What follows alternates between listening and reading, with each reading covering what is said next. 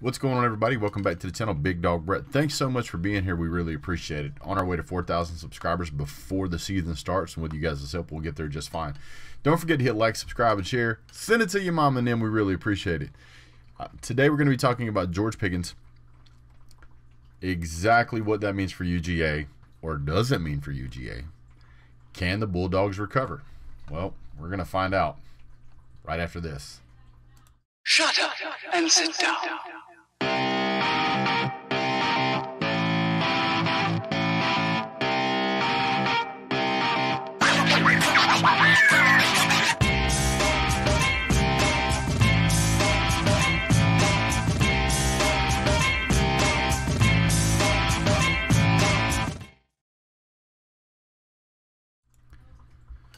All right, guys. Well, if you don't know by now, George Pickens injured his knee in practice. Looks like it's an ACL tear. It's going to require surgery. He's probably already had the surgery by this point because it's a couple of days from then. Typically, they like to get a jump start on something like that right away. So I wouldn't be surprised if George Pickens is already in the process of healing. If it's a minor tear, minor surgery, they say he could be back mid-season. It's interesting as to what could happen. George Pickens could recover, could end up coming back for his final few games at UGA to try to improve his draft stock. He likely has high draft stock now. Depending on how he feels, he may just say, you know what, guys, it's not worth it to me. I'm gonna sit out, and I'm not gonna tear myself up before I can get into the NFL or damage my draft stock. So it's possible you may never see George Pickens on the field in active play for UGA again. That's heartbreaking to hear as a Georgia fan. However, this is college football, and it really is next man up. So I'm going to go over a few things here, why I think it's not as detrimental as some reporters are making it out to be. And there's somebody I really want to introduce you guys to. Can't wait to show you that guy. So we're going to start out. We're going to talk about last year's top receivers. George Pickens obviously was the top receiver overall. George Pickens did net 6 touchdowns for UGA in the receiving department. But Curious Jackson was right there with him. Both had 36 yards in receiving. Both of those guys had nearly identical stats. Curious Jackson actually had more yards at 514. George Pickens had 513. Both of them averaged 14.3 per catch, and they're long. One was 49 and the other one was 51. The only difference was touchdowns. Seems like they went to George Pickens more of a touchdown kind of package operation. For those of you who watched for a while, you were very, very clear that Jermaine Burton was extremely dangerous. Jermaine Burton, 27 receptions for 404 yards, averaged 15. His long was 49, and he had 3 touchdowns as well. So it looks like he was equally as capable as Curious Jackson, just wasn't targeted as much because they had George Pickens. Not to mention that we had some other guys that was absolutely outstanding. We only got to see Arian Smith on a couple of plays, but the plays we did see him in, he looked extremely, extremely good. He only had 2 receptions, but he had 86 yards for 43. He averaged 43, and his long was 51. So, 55, excuse me, and he had a touchdown to count for that. So, I'm looking for big things out of Jermaine Burton, and I'm looking for big things out of Arian Smith. Rosemy, who, he had an injury. It looks like he's back.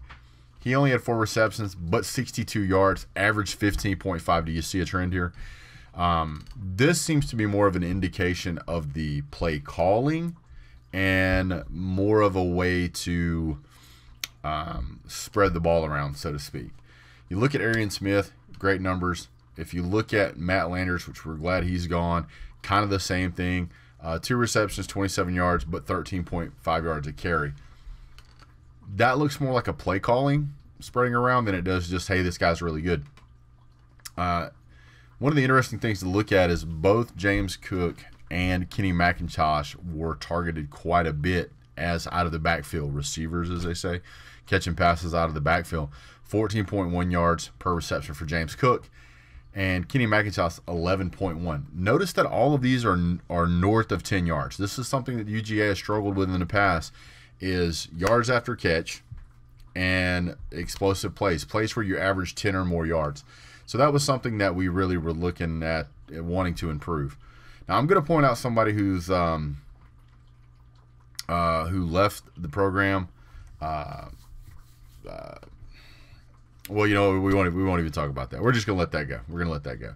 So here's what we are going to talk about. So we've got a size difference here that I want to discuss. George Pickens, not the shortest guy around. George Pickens comes in at a 6'3", 220-pound, a 6'3", 200-pound build. Obviously a tall guy, right? So his biggest game, yardage-wise, was against Cincinnati, which you could argue was one of the toughest opponents. However, in the Alabama game where Georgia lost to Alabama, he still had 5 catches and averaged 10 yards a catch. So that was really solid. In the Cincinnati game, he had 7 receptions, averaged 19 a catch. In the Missouri, 5 and 25. So obviously a well-rounded player. He only played in 5 games. I mean, we all love George Pickens. Don't get me wrong, wish he was here, but we've got to focus on the future. Let's look at who we have to choose from. We have we know Kearis Jackson's coming back, right? We know this guy can catch, but he's not that 6'3", 6'4" guy who's going to go up and big body somebody. He's got amazing talent, but he's 6 foot, 200 pounds. Most cornerbacks are around the 6 foot, 6'1" mark. So these truly are or would be 50-50 balls. He doesn't have that additional reach advantage. Not saying he's not an outstanding player, but he doesn't have that height that I'm looking for in a wide receiver. Keep in mind the wide receiver position at Georgia is pretty deep. We've recruited heavily at that position, so Georgia's going to define in that role. The next guy we take a look at, one guy that I really want to see do well, is Arian Smith. Arian Smith played very little last year, highly recruited. One of the guys I was really pulling for and hoping he came to Georgia. Fortunately, he did. We're getting him back. Obviously he's coming back. He is only 6 foot and 185 pounds. Now we got to look at another guy here. This guy starts to kind of fall into that role, Dominic Blaylock. Now we lost Dominic Blaylock. We got him back. He's 6'1", so we're getting there. 195 pounds. His 2019 stats, because he didn't play last year. 18 receptions for 310 yards, 17.2 yards a carry, and 5 touchdowns. This is almost as many touchdowns as George Pickens. About the same average, but a little bit better, but less yards. It's really going to be interesting to see how Blaylock plays. He was actually the player that scored the touchdown when George Pickens and Georgia Tech's Swilling got thrown out for fighting, basically. So that tells you he was on the field at the same time. If you remember Dominic Blaylock, you really want that guy around. He's a great player. Definitely gives us an opportunity to kind of go for some more of those 50-50 balls. I don't know if Trey Blount's going to be back, but he's another receiver. He's 6'2", 200. He may be gone. I'll have to double check. But he's currently listed as being a junior. So we'll see what happens. I know everybody got a pass that last year. If he's still with us, he's still with us. We'll find out. But another guy who hasn't seen a whole lot of time on the field, but he's got that 6'2". We'll see what happens. Now, with the loss of George Pickens, we're going to be looking at somebody to fill that role. And I'm thinking that they're probably going to have to slide up Kearis Jackson. They're probably going to have to work in Arian Smith. Dominic Blaylock's obviously going to get more catches. If Trey Blount's in the mix, that'll help. But I think that this is going to have to shift a little bit to those big tight ends we've got. When I say big tight ends, I mean big tight ends. John Fitzpatrick comes in at a 6'7", 254 pounds. This guy is a tank. He's extremely difficult to take down. We utilized him well in the Cincinnati game. He had 4 receptions for 41 yards, and most of those times he was dragging Bearcats with him. So really enjoy having him there. We're also look at the other guy on the other side of the fence there, Mr. Darnell Washington, 6'7" as well, 260, so heavier than Fitzpatrick. He's kind of played throughout the season. He had 7 receptions, for 166 yards, averaged 23 yards. Again, another one of those players that would just drag you. They utilized him pretty well in the Cincinnati game as well for 3 receptions and 46 yards. So between those two players, out of all of the passes caught, the 2 tight ends caught 10 passes. I would look for that trend to continue. It looks like Kirby Smart and Todd Monken have taken a page out of the Florida playbook where they were using Kyle Pitts and Kyle Trask. Now, we talked a little bit about Kearis Jackson. Obviously, we've talked about the big tight ends here, but it still feels like we're missing something. So one guy I do want to talk about is Reciever. Apologize if I don't say your name right, sir. This is a guy I'm looking for big things from. He went out with an injury, I believe, last year. I think he's back now. He scored a touchdown and he went off on that. This guy had 4 receptions, 62 yards. 15 and a half yards average with a 32-yard long. Played with us against Arkansas, Auburn, Alabama, and Florida. 2 wins and the 2 losses we had. He had 1 reception for 32 yards against Florida and 1 reception for 18 yards against Alabama. I can assure you this guy's going to get more. He's going to get more tosses his way. 6'2", 195, an elite talent, somebody we could really use. I know I'm going through a lot of people, but I told you Georgia's pretty deep at the wide receiver position with quality players. So we're going to talk about them. One more player here, and this is the guy I wanted to introduce you to. If you're not a huge Georgia fan and you don't keep track of a lot of the things that go on kind of behind the scenes or the recruiting classes, you don't know about somebody until somebody really tells you. There's a guy by the name of Justin Robinson. Now, you can go look up the highlights on this guy, but he was part of the state championship team. First team All-State. The guy is, he's incredible. He's a true freshman. I want to say he's like 6'4", 6'5", 225. You see this guy on a high school field, you're going to immediately demand a birth certificate. This guy's full grown, absolutely incredible. Now, because he's tall, when he runs, if you go watch his highlights, he doesn't look like he's running at 100 miles an hour, but he's cruising.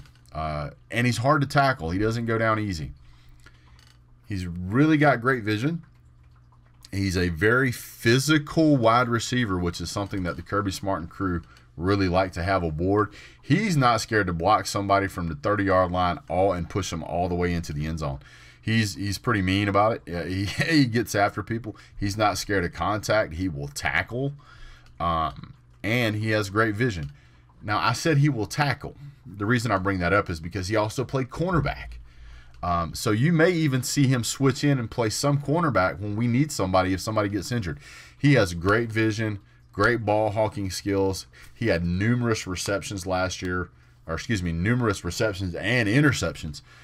Truly an elite talent. So I would be willing to bet you that you're going to see more of Justin Robinson and go, where did this guy come from? Well, he's a true freshman.